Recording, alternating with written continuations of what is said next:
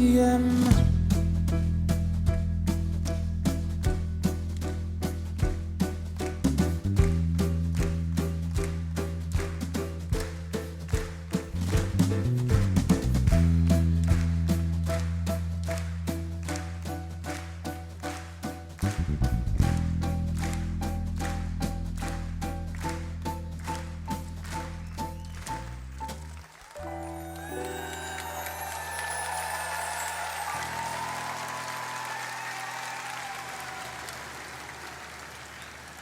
Alors nous sommes aujourd'hui à Nézé-les-Granges dans le Doubs et nous sommes devant un établissement un peu particulier rue de la Corvée.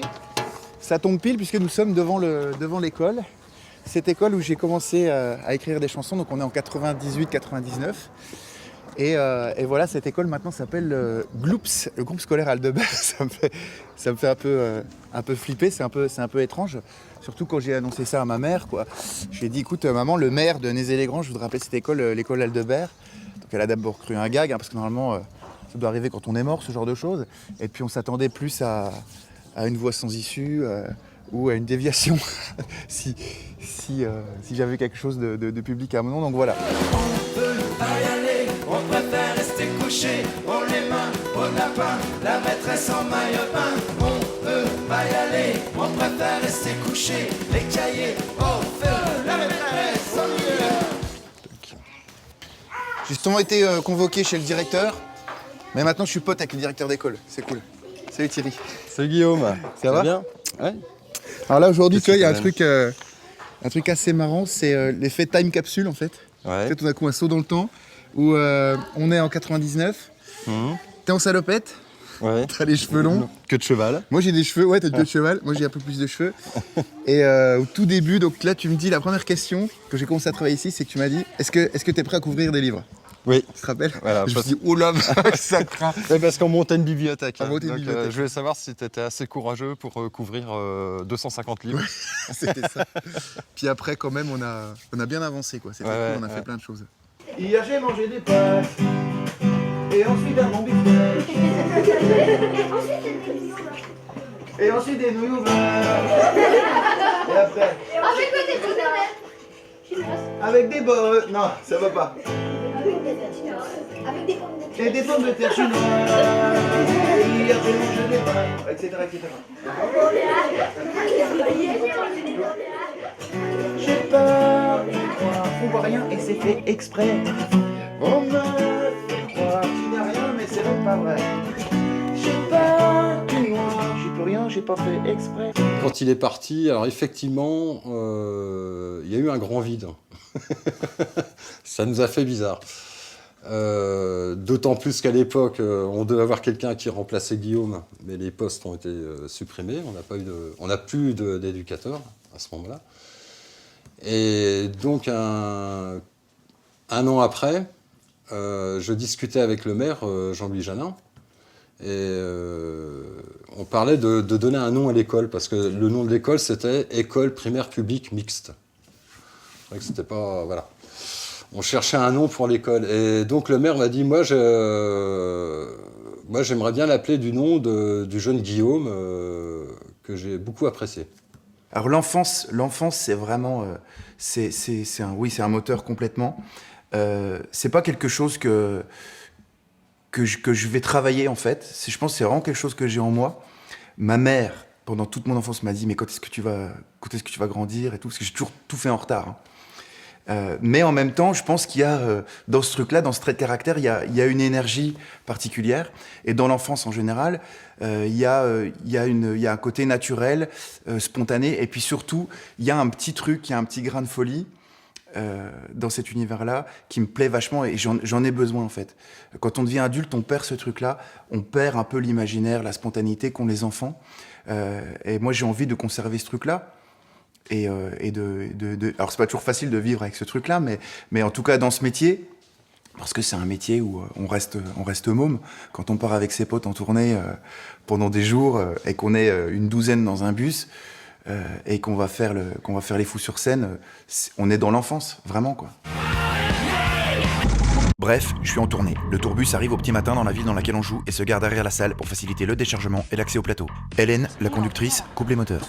2 heures plus tard, je m'extrais de la couchette et sors du bus. J'ai la gueule dans le cul et c'est toujours le même sketch. Je cherche l'entrée de la salle que je trouve jamais. Les gars ? Pendant ce temps-là, sur le plateau, tout le monde se concentre. Enfin, on est sur Facebook, quoi. Le concert démarre, le stress disparaît pour laisser la place à l'adrénaline. On enchaîne 23 titres, ça dure un peu plus de 2h15 et ça passe en 10 minutes. Pendant mon slam, je traverse la salle sur le dos. Tout le monde me tripote, des fois ça me gêne, des fois j'aime bien. Ça dépend qui. Des fois, pendant un morceau, je pense complètement autre chose. En pleine chanson, j'ai des trucs qui me passent par la tête comme: combien il me reste de capsules de café à la maison? Est-ce que j'ai pas laissé les fer à repasser branchés? Quel caleçon j'ai mis ce matin? Ou carrément des trucs vachement nostalgiques, qu'est-ce que faisaient mes parents à ce moment-là quand ils avaient mon âge? Mes débuts dans la musique. Bref, ce soir, au Casino de Paris, on a eu 1, 2 et 3 rappels. On a grave kiffé. J'ai jamais pensé à faire ce métier depuis le départ, c'est arrivé un peu par hasard. C'est-à-dire que, si tu veux, j'ai toujours eu en moi ce besoin de raconter des histoires, de monter soit des images, des dessins, des chansons, des choses comme ça. Mais j'avais jamais dans l'idée de me dire « ouais, c'est ça que je veux faire plus tard ». C'est-à-dire qu'il fallait que je trouve un médium qui me permette de raconter des trucs. Alors je pensais évidemment à l'image parce que mon père était dessinateur et il y avait vraiment une culture de l'image, du dessin, de la BD, du graphisme en général à la maison. Ça, j'adorais. Et aussi du son, de la musique, parce que il y avait beaucoup de chansons, beaucoup de musique à la maison. Mais par contre, si tu veux faire chanter des chansons devant des gens, au secours, jamais. Sur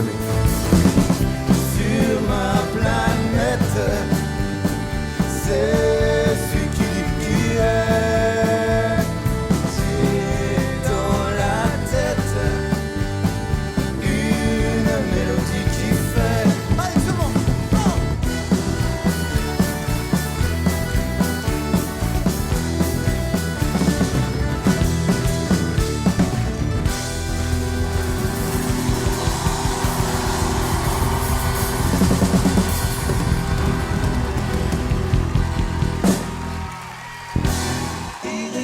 J'ai peur que ça soit un poil fouillis. Moi, ce que j'aurais plutôt fait, c'est un truc dans le genre là. Ok, global ici. En fait, le truc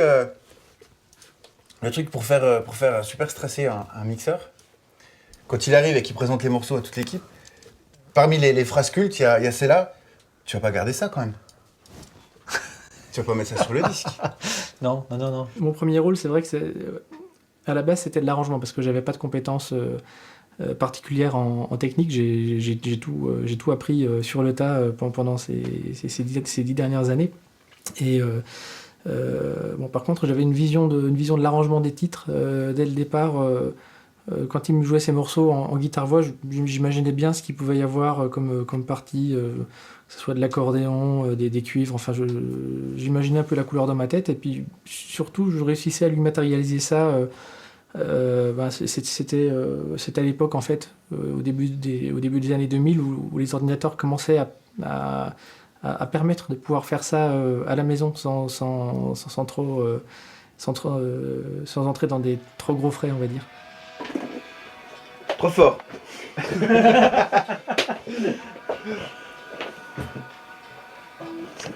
Regardez, il y a quelqu'un qui va se faire très très mal.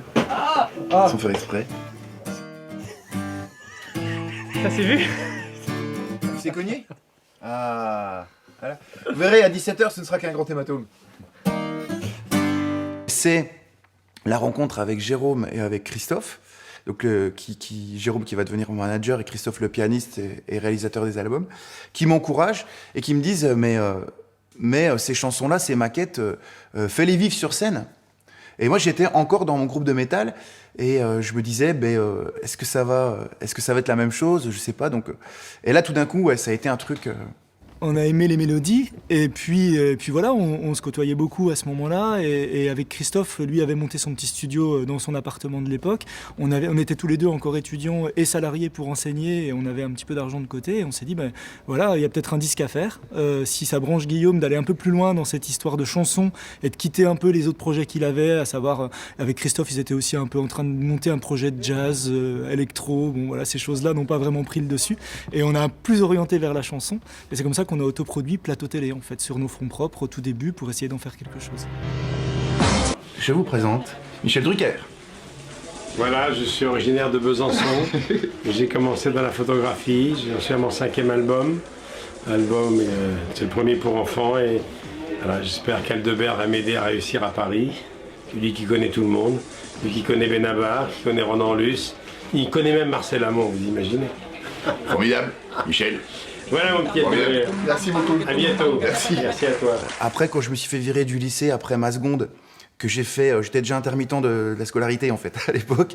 La seconde, c'est là où vraiment je me suis foutu à fond dans la guitare. Et après la seconde, en fait, j'ai quitté le milieu scolaire et j'ai fait des petits boulots. J'ai bossé un peu en usine, tout ça. Et après, j'ai repris par la petite porte, c'est-à-dire CAP, BEP, Bac Pro. Et là, j'étais vraiment dans un truc qui était un peu artistique, enfin qui était complètement finalement artistique, mais qui était la photo, l'audiovisuel. Enfin, c'était le plus artistique ce qui m'était proposé en fait. Et du coup, là-dedans, je me suis complètement épanoui, alors qu'avant, j'étais complètement introverti. Le lycée, c'était affreux. Et donc, j'arrive en CAP photo, et là, tout d'un coup, je peux enfin m'épanouir complètement, et tous les trucs que j'avais en moi, que je gardais, en fait, se sont vraiment révélés. Donc là, je fais plein d'images, je fais de la vidéo, je fais de la photo, je fais du dessin, je refais tout ce qui me plaît. Il fait tellement chaud, sous ces couvertures, il ne faut laisser aucune ouverture. Si je laisse ne serait-ce qu'un pied dépassé, je ne le fais manger. Je sais qu'il n'existe pas, je ne suis pas un fou, mais c'est plus fort que moi, j'en devine partout. J'ai peur du noir. Et ça, j'ai continué comme ça. Mais je me voyais bosser là-dedans, c'est-à-dire soit dans un labo photo, soit portraitiste, soit dans un studio. Alors j'ai fait un peu ça après. Et puis la musique, mais tu vois, la musique, c'était à côté, quoi. C'était le week-end. Le week-end, j'allais répéter avec mes potes, on faisait du rock, du métal et tout, on faisait un petit concert et tout. Mais la semaine, j'étais étudiant dans l'image. Et en fait, tout a fusionné.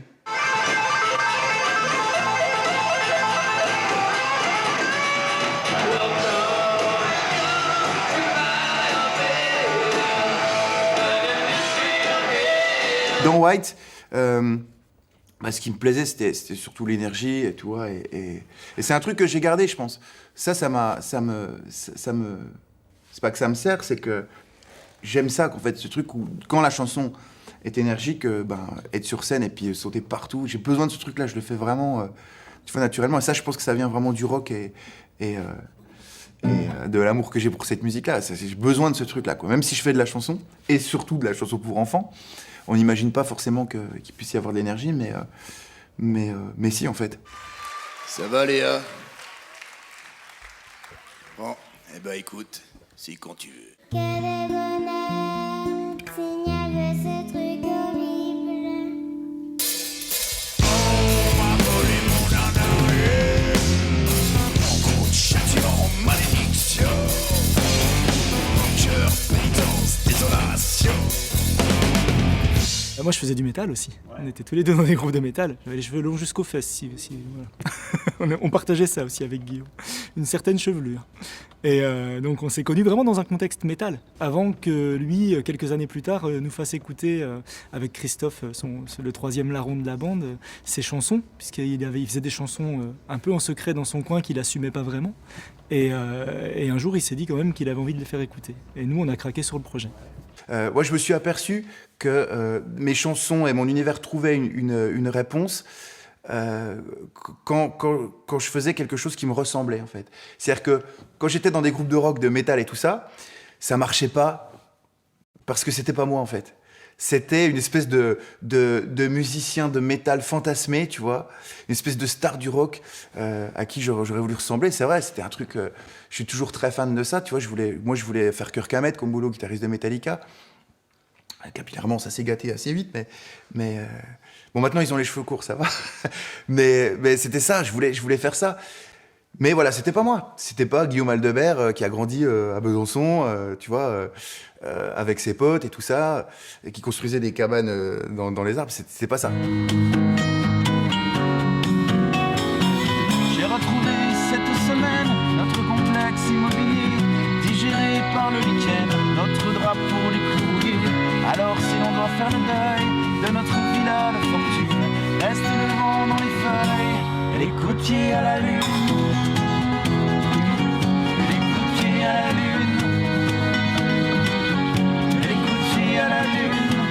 pas dans une hiérarchie dans notre aventure. On est vraiment dans quelque chose de commun. Et Guillaume est à l'origine de ça. C'est lui aussi qui impose ça, entre guillemets, et tant mieux. Il est dans un partage permanent. Il est tout le temps en phase de production. C'est très rare qu'il soit pas en train de produire quelque chose. Voilà, il est un petit peu hyperactif comme garçon. Sa peur du vide avec le temps s'est estompée aussi. C'est-à-dire que voilà, après 13-14 ans de tournée, au départ c'était vraiment une angoisse de ne pas avoir quelque chose à faire le lendemain. Maintenant, on arrive à quand même travailler par phase, à voir à moyen terme, et c'est une chance et on espère que ça va durer, mais de se dire qu'on lance tel projet, qu'on va travailler dessus quelques années, et puis à l'avenir on en parlera plus tard. Mais donc son impatience se canalise, et voilà, il est généreux dans le boulot, il est généreux au quotidien, et c'est quelqu'un avec qui on s'entend très bien et on avance ensemble. Et que ça fasse dérailler le tramway Besançon, tu me ressens.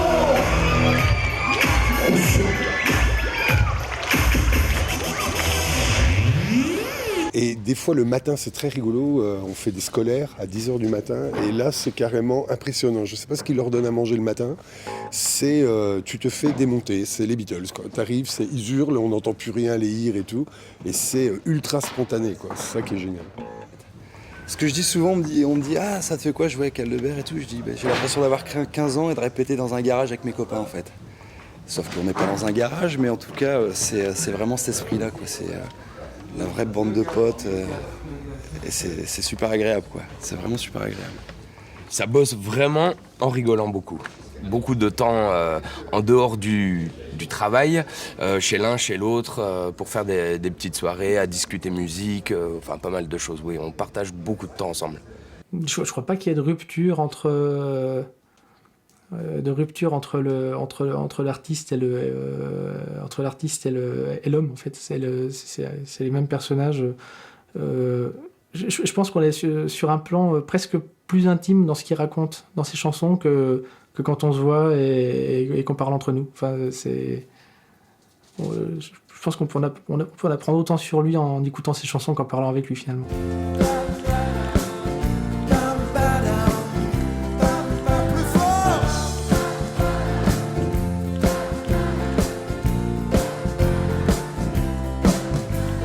Évitons les dégâts et tout ira bientôt. Que l'un de nous se gardera d'un c'était le bon vieux temps. Au feu les souviens-toi, à mort les c'était bien. La nostalgie est en surpoids, elle nous prend par la main.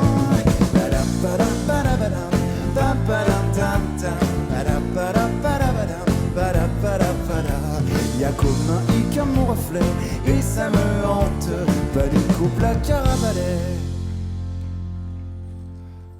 On attend les 40.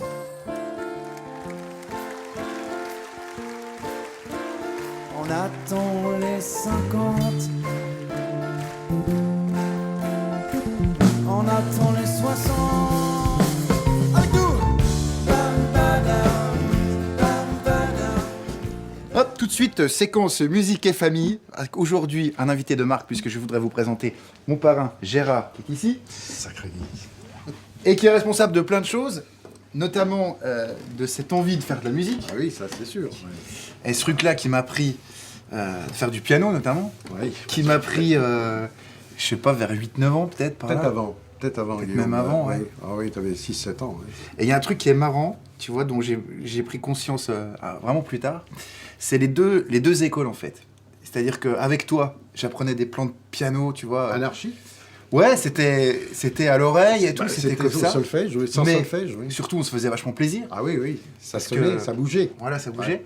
Et le côté, les cours d'orgue que j'avais. Alors là, rigide avec la gomme sur les mains.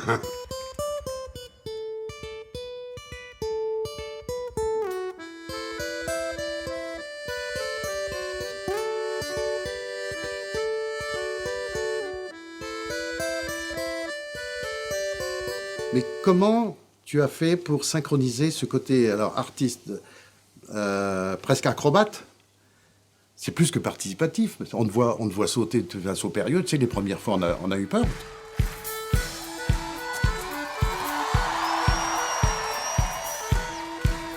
Avec le Cirque Plume, là, c'était le top. Pour moi, l'association de tes chansons, notamment La dame au Camel Light avec la corde, le numéro avec la de corde corde et qui tout, tourne, ouais. la femme qui s'enroule et qui se déroule au-dessus de toi, etc.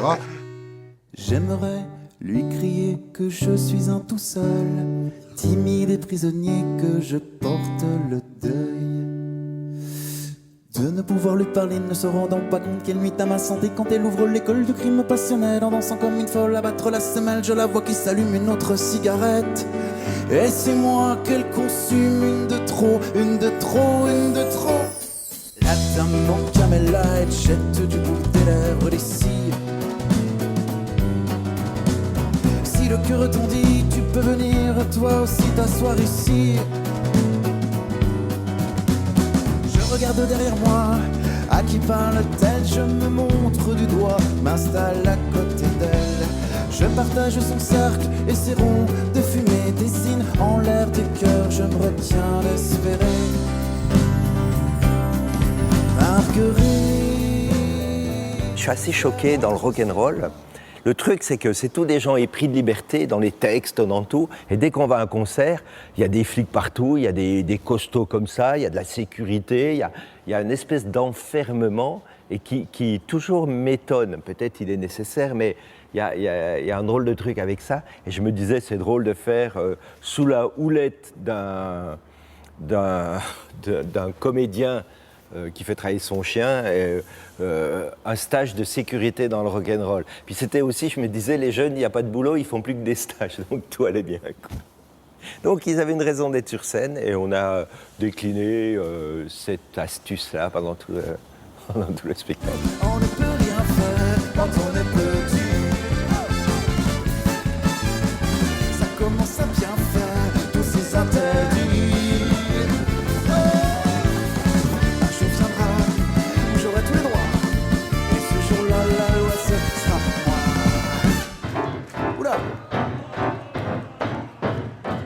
Je voulais éviter l'écueil du concert avec derrière un jongleur, tu vois, illustré, où on illustre la chanson par un numéro visuel, c'est pas intéressant. Et ça, avec Bernard, on était vraiment on avait la même vision du spectacle, et donc il fallait que les deux univers entrent en résonance, c'est-à-dire que moi j'aille dans le cirque et que le cirque aille dans le concert. J'ai voulu quitter le chemin qui mène au ménage en chaussons, pour en suivre un moi quotidien, celui du manège à chanson.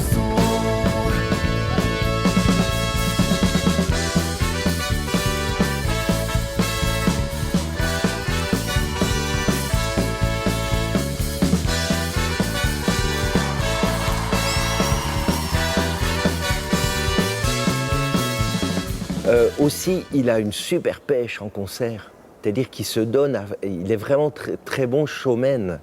Il a une énergie colossale et il emmène. Et bon, c'est pas si simple d'emmener, quoi.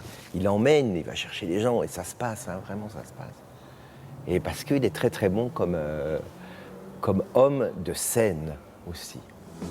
Je vous retourne cette fois, ma langue dans sa bouche, je dis que c'est la première fois. Je suis un saint-Vito, je vous retourne cette fois, ma langue dans sa bouche, je dis juste une dernière fois.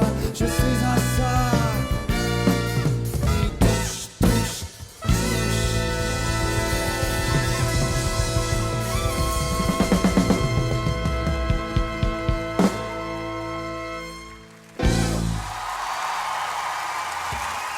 Oui, ben voilà, ça s'est fait, j'allais dire, je pense, assez naturellement. À un moment, il nous a appelés pour venir faire Les Ogres.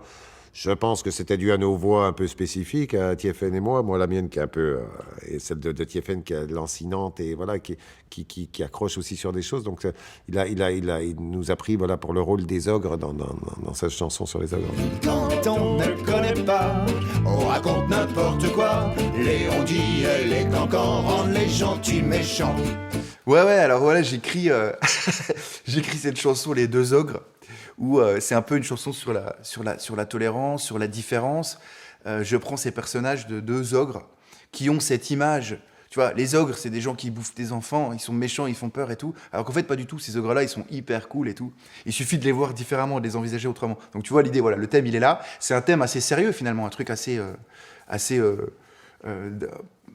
social presque.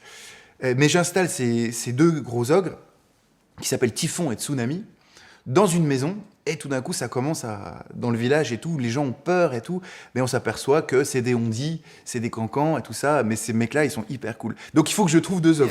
Quand on ne connaît pas, on raconte n'importe quoi.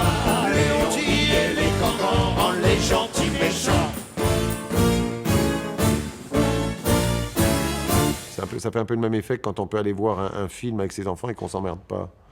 Voilà, il y a des fois des films qu'on va voir pour enfants, bon, c'est bien pour eux, mais on se fait un peu chier. Et là avec Aldebert, ben voilà, on l'écoute. Moi, j'ai déjà écouté son album tout seul, sans avoir de gosses autour de moi. Donc ça, c'est... Et il n'y a pas tellement de frontières, finalement, entre ce qu'il fait, puisqu'il a eu cette chanson d'adolescent qui disait, ces chansons d'adolescent qu'il disait au début. Et finalement, il n'y a pas tellement de frontières. On sent que chez Aldebert, l'enfant ne l'a pas quitté, quoi. Il est même resté très, très présent. Donc je pense qu'il n'est pas loin des gosses quand il fait ses chansons parce que l'enfance ne l'a pas quitté. Pourquoi les gens disent toujours plus tard quand tu seras grand? Moi qui grandis tous les jours, je suis là et j'attends. J'attends que le jour se lève de réaliser le rêve aujourd'hui et maintenant de n'être plus un enfant. Je patiente doucement que l'on veuille seulement m'accorder une seconde, un petit morceau de monde. Pourquoi les gens disent toujours plus tard quand tu seras grand? Toi qui grandis tous les jours, tu te dis c'est pour quand? Comment mesurer l'écart entre toi et les grands cars? Sur les doigts d'une main seulement, tu peux compter tes printemps. On te dit que rien ne dure, que tout file à toute allure. Mais tu vois le temps que ça prend, 1 heure assis sur un banc. Pourquoi les gens disent toujours plus tard quand tu seras grand? Moi qui grandis tous les jours, je suis là et pourtant. J'aime bien le bonhomme, je trouve que c'est un type qui est très sincère, très authentique. Puis il est facile d'accès, quoi. C'est un type, tu le rencontres et t'as envie d'être copain avec lui, il est toujours souriant, il est toujours cool. Après, musicalement, au niveau des textes, les textes j'adore parce qu'il a un petit peu les mêmes fonctionnements que moi et il part un petit peu de son vécu, de ce qui se passe autour de lui pour raconter un peu des choses. Puis musicalement, je dois reconnaître, de temps en temps j'entends ses mélodies, je me dis ça j'aurais pu le faire. Parce qu'on a écouté les mêmes trucs, c'est ça je sais pas, parmi les chansons, les compositions de lui que j'adore, je peux t'en faire une si tu veux. Ça j'adore.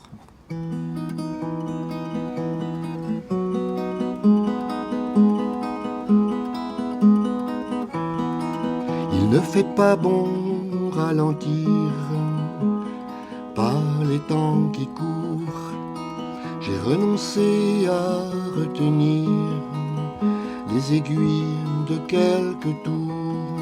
J'oublie les journées imbéciles aux rencontres chronométrées. Comme un idiot dans la ville, j'ai vu ma montre s'arrêter. Grandiose. Lui, il a beaucoup compté en fait dans mes débuts parce que les premières chansons que j'avais écrites étaient destinées plus ou moins aux potes. Et c'est avec ces potes-là qu'on s'est dit, tiens, on va les faire vivre sur scène et on va faire tourner cette aventure. Et c'est à ce moment-là que j'ai rencontré Boris. Et il m'a vachement aidé, en fait, parce que j'avais absolument pas confiance en moi. C'était terrible. Et je me souviens qu'on se voyait beaucoup à l'époque. J'étais très fan, et je suis toujours très fan de son travail, de sa façon d'écrire. Et je me souviens qu'il avait un côté papa, quoi, tu vois, un côté paternel. Il avait un regard en fait assez paternel sur mon travail et il m'a donné beaucoup confiance en moi. Certaines, bien trop belle pour moi, incompatible anatomie. On dit à mon sujet que j'ai dû gagner au loto, que je suis l'héritier du trône de Monaco. Dans une vie antérieure, j'ai dû me conduire en héros pour jouer avec mon âme sœur, la bête de dos. Elle est bien trop belle pour moi. C'est pas crédible, le café. Certes, elle est bien trop belle pour moi. Incompatible anatomie. Ouais, bah c'est un spot qu'on aime bien parce que les musiciens viennent souvent ici. Et puis on aime bien l'ambiance. Enfin, on est pas mal à se retrouver là de temps en temps. Et puis c'est un lieu dans lequel on a fait beaucoup d'images, notamment pour la tournée précédente, Les Meilleurs Amis.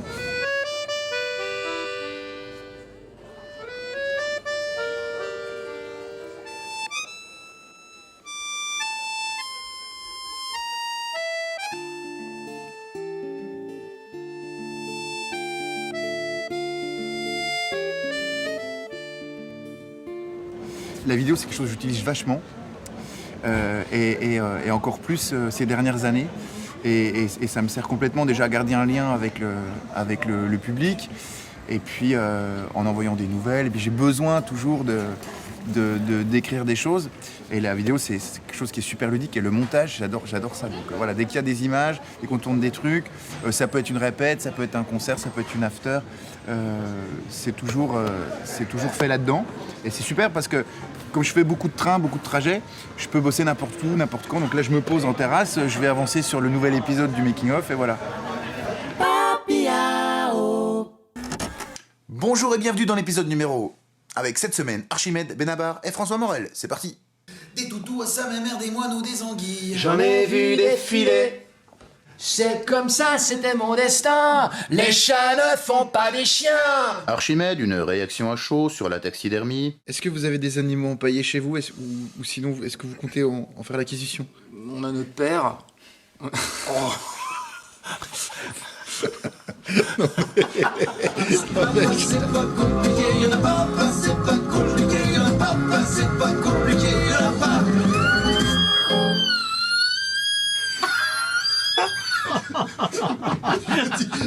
Il y a une bestiole qui vient de rentrer dans le studio.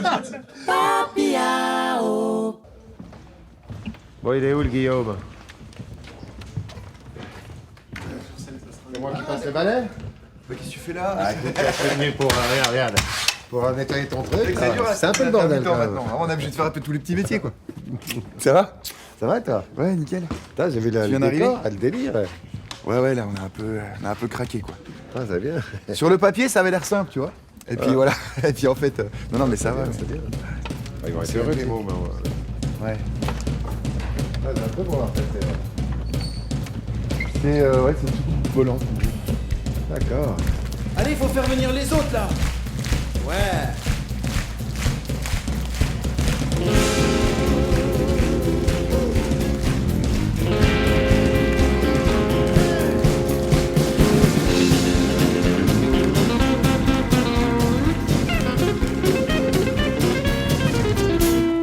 Mon père, il est tellement fort que je suis super fier quand il m'emmène à l'école. Mon père, il est tellement fort que quand il faut sauver la terre, c'est lui qui s'y colle. Enfantillage 2, je vais ouvrir sur d'autres choses. Déjà musicalement, on va ouvrir sur la musique du monde, par exemple, avec cette chanson qui s'appelle La Maison Monde. Et puis voilà, le fait, cette nouvelle où je vais apprendre que je vais devenir papa, moi c'est un vrai booster. Hein. Tout d'un coup, j'ai plein d'idées qui viennent. Et donc j'écris. Il y a plein de choses que je jette et toutes choses que je garde. Mais ouais, ça a été. Donc ça a été une nouvelle énergie. Et donc ça, je pense que ça a proposé d'autres choses. Et puis ouais, d'aller dans d'autres directions, de pas rester confiné dans cette famille enfantillage, tu vois, avec Super Mamie, ce chat, tout ça. On ouvre sur autre chose. Il y a cette idée, voilà, de partir, d'ouvrir sur la musique du monde. Il adore les guêpes, ça fait des piqûres. Serpents venimeux, ça fait des morsures. Les méduses visqueuses, ça fait des brûlures. Les grand-mères poilues, ça fait des confitures. Bon, et ça pique pas, ça, les...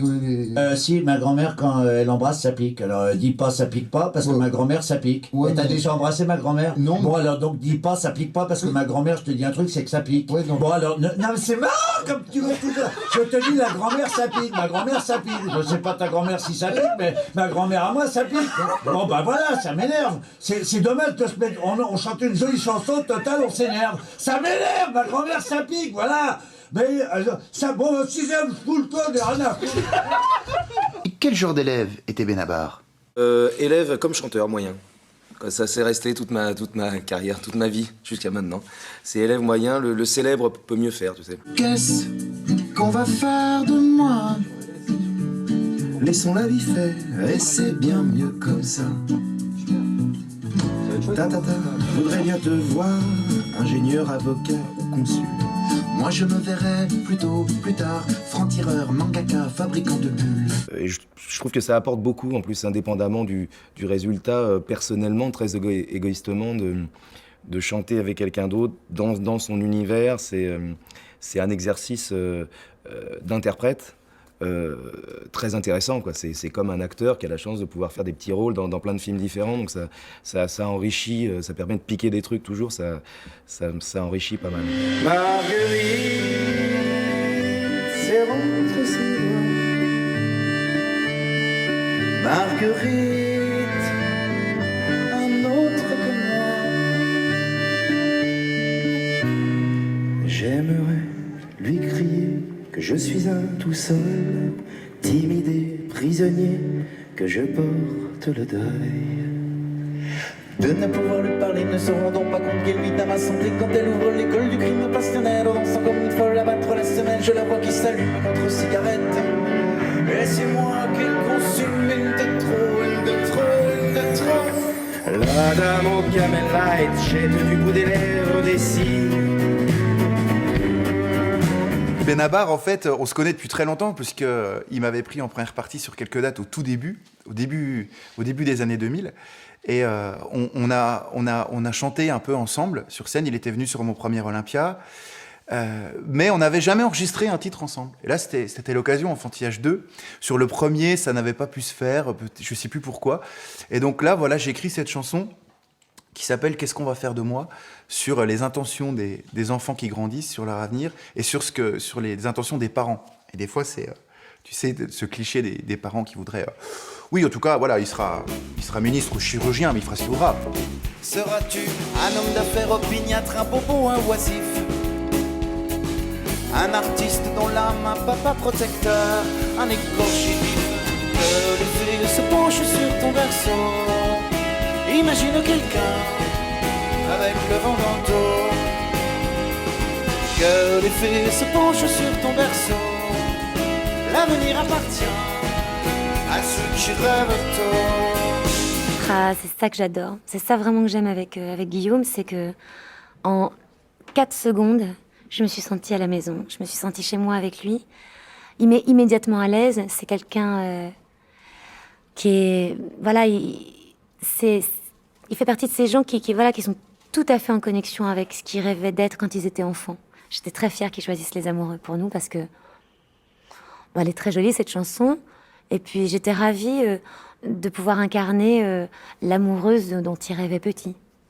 Alors Claire Kem, je la connaissais par les médias, je la connaissais comme actrice, comme chanteuse.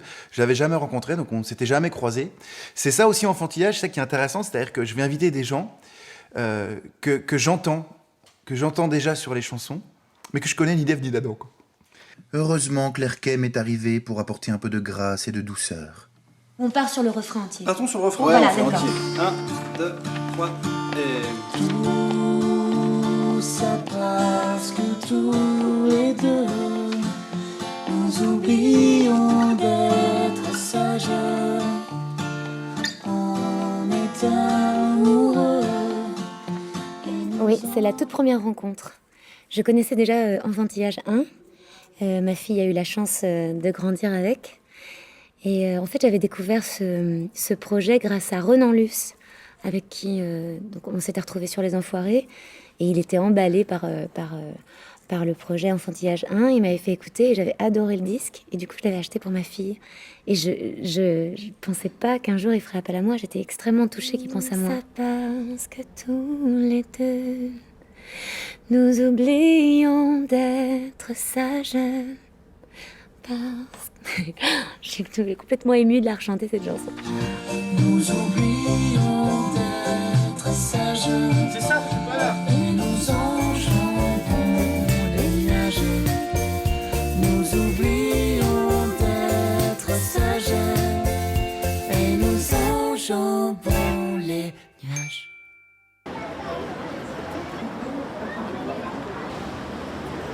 Ça veut dire que enfin j'ai de la musique intéressante, aussi bien pour les adultes que pour les enfants.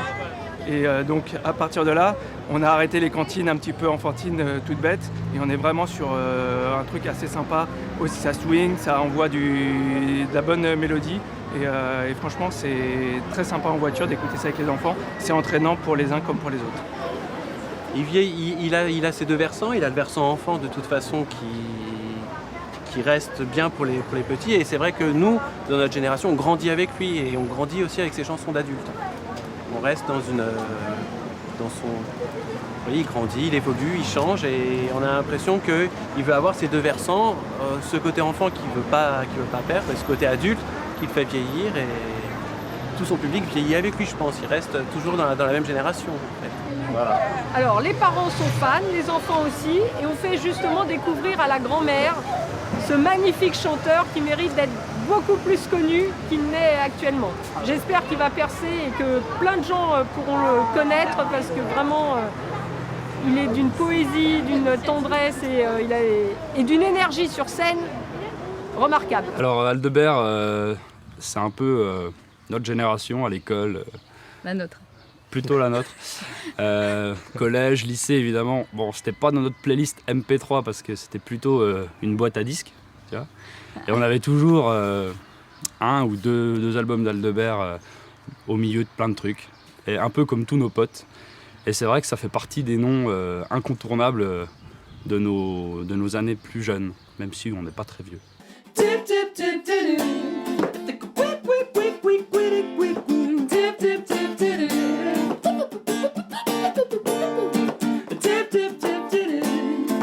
Ce qui est vachement bien sur les chansons qu'il fait pour les enfants, c'est qu'il n'est pas parti avec des petites bluettes, avec des gling, gling, gling, gling, des petites clochettes et des glockenspiel derrière.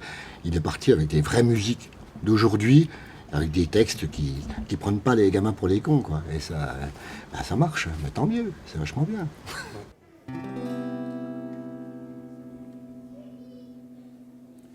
7h30 en chiffre rouge illumine la nuit. J'entends lève-toi et bouge. Aujourd'hui c'est lundi.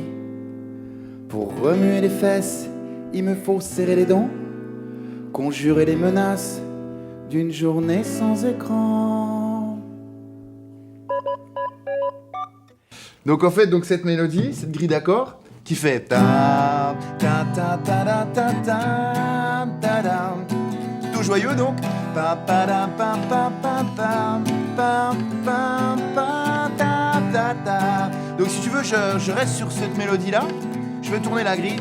Ta da da da ta ta ta ta. J'ai déjà le sujet. La vie d'écolier. Je cherche à caser un petit peu les mots. Un petit peu de yaourt. Tu vois? Et donc je repense où je retrouve le film Didier, tu sais, avec Chabat et Bakri. Et puis il y avait une réplique dans ce film que j'aimais bien, parce que quand Chabat donc était en chien, il faisait passer des moments enfin des moments impossibles à Bakri. À un moment, Bakri, il le regarde comme ça, il fait je passe des bonnes journées avec toi, hein, ça m'a fait des bonnes journées, quoi. Et donc comme j'ai envie d'écrire sur la vie d'écolier, j'ai envie de faire un truc un petit peu paradoxal, c'est-à-dire une musique vachement youpi, tu vois, celle-ci en l'occurrence, ouais, c'est chouette la vie. Et en fait, non, je vais raconter vraiment la galère des écoliers. Donc leur frein devient « Ça nous fait des bonnes journées, tu vois. La vie d'écolier, c'est pas ce qu'on croit, non. Joie, liberté, rire et nirvana. La vie d'écolier, non, c'est pas ça. Moi je pense à la mer, au silence.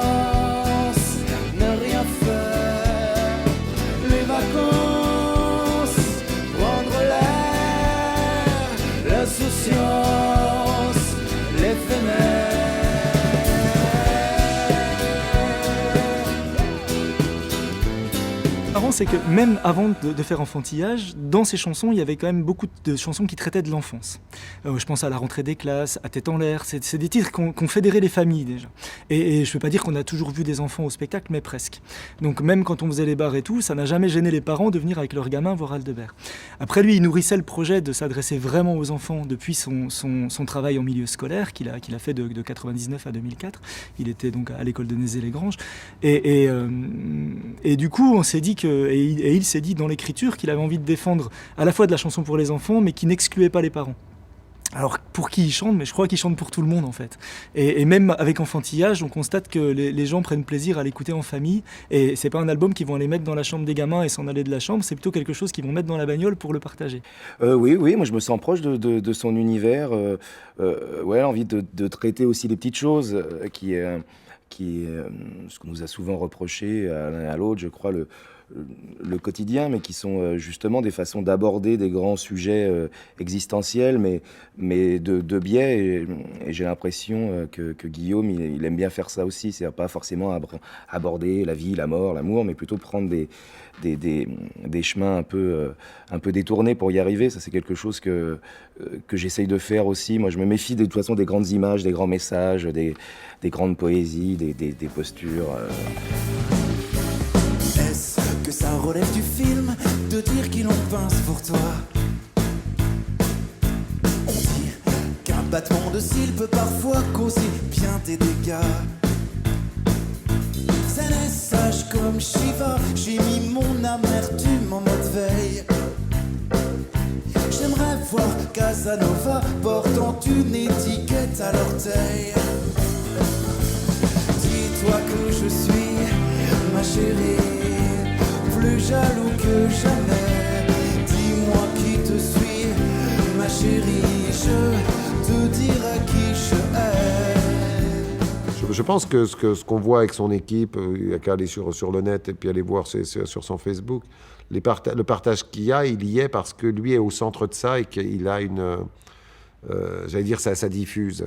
Il diffuse. C'est une espèce d'encensoir, Guillaume, quand tu le mets comme ça, derrière, autour, t'as pas... je ne sais pas si quelqu'un peut avoir de l'animosité vis-à-vis de ce mec-là, parce qu'il a une réelle... Il respire ça, quoi. Voilà, il respire un truc qui alors, on peut utiliser un mot qui est un peu désuet, la gentillesse ou des choses comme ça, mais c'est dedans. C'est dedans, voilà. Même, on n'est pas dans le calcul, on n'est pas et ça respire. Et quand il arrive sur scène, il est dans le même état qu'il est derrière. Il n'est pas en train de jouer. Là, c'est plus de l'ordre de vraiment rester en connexion avec le petit enfant qu'on était. Et à la fois, il a fait du métal. Il a fait des choses extrêmement diverses et du coup, il est riche de toute cette culture. Je pense que c'est déjà un très grand auteur, un très grand musicien. C'est quelqu'un qui a totalement digéré énormément de styles musicaux différents. Et du coup, je trouve que dans son travail, il en ressort le meilleur de chaque style. Il a toujours les bonnes influences sur les choses, je sais pas. C'est comme s'il s'adressait à un inconscient collectif. Des choses, ce qui nous a marqué, ce qui nous a vraiment plu. Il arrive à le retranscrire dans ses chansons avec ce talent de faire croire que c'est hyper facile à entendre et à appréhender. Et ça, c'est la marque des grands, de faire croire que c'est simple. Allumer les moteurs pour y croire un peu plus fort encore. Prendre de la hauteur pour y voir un peu plus loin encore. Sa qualité sensible et sa qualité poétique et son rapport aux autres fait que ces spectacles pour enfants et ces chants pour enfants sont vraiment beaux. Ça marche à fond. Donc il y a un endroit de sa future carrière qui probablement il continuera pour une partie là-dedans parce qu'il est très très juste. Et pour l'autre partie, les adolescents c'est bientôt fini quand même. Donc il va falloir qu'il mette ses qualités au service. S'il continue l'intime, ça va plus être les adolescents de 35 ans. Quoi. Il s'est obligé que ça bouge un peu. Et je ne sais pas dans quel endroit ça va bouger, mais s'il garde cette belle sensibilité avec la vie, je me fais pas de soucis. Alors je m'étais lancé, je l'avais invité dans le meilleur quick de Besançon. À boire un grand seigneur, un milkshake à la banane, dans des grands verres en carton. Sur le disque du Grand Bleu, la serrer dans mes bras, c'est l'ultime de la boum. Sophie Marceau et moi, la divine bretonne, Vénusté absolue, avait sur ma personne jeté son dévolu. C'est un amour de collège, un fantôme du passé, qui vous revient au petit-déj, une icône du lycée. Le temps fait des siennes, reprend ce qu'il sème. Pour l'instant, je veux vivre ce truc-là à fond. Ça va durer, j'espère, 2 ou 3 ans, cette tournée-là. Après, forcément, ça va commencer à me taquiner. Je vais avoir envie d'écrire des nouvelles chansons. J'ai déjà un peu envie. Mais je sais pas. Tu vois, j'ai jamais calculé ça, quoi. Je me suis dit, ah bah là, voilà, maintenant, t'as 40 ans, il faut que tu écrives, faut que tu fasses ci, faut que je fasse... Tu vois, j'en sais rien, quoi.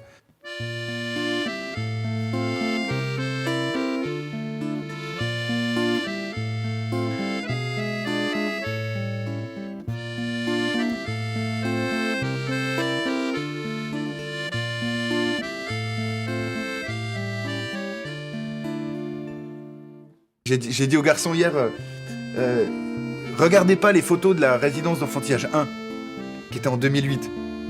Parce qu'on aurait pris un petit coup de vieux, mais bon. De toute façon, nous, on peut pas vieillir, avec le métier qu'on fait, c'est impossible. Pourquoi les gens disent toujours plus tard quand tu seras grand? Toi qui grandis tous les jours, tu te dis c'est pour quand? Comment mesurer l'écart entre toi et les grands cas? Sur les doigts d'une main seulement, tu peux compter les printemps. On te dit que rien ne dure, que le temps file à toute allure. Mais tu vois le temps que ça prend, 1 heure assis sur un banc.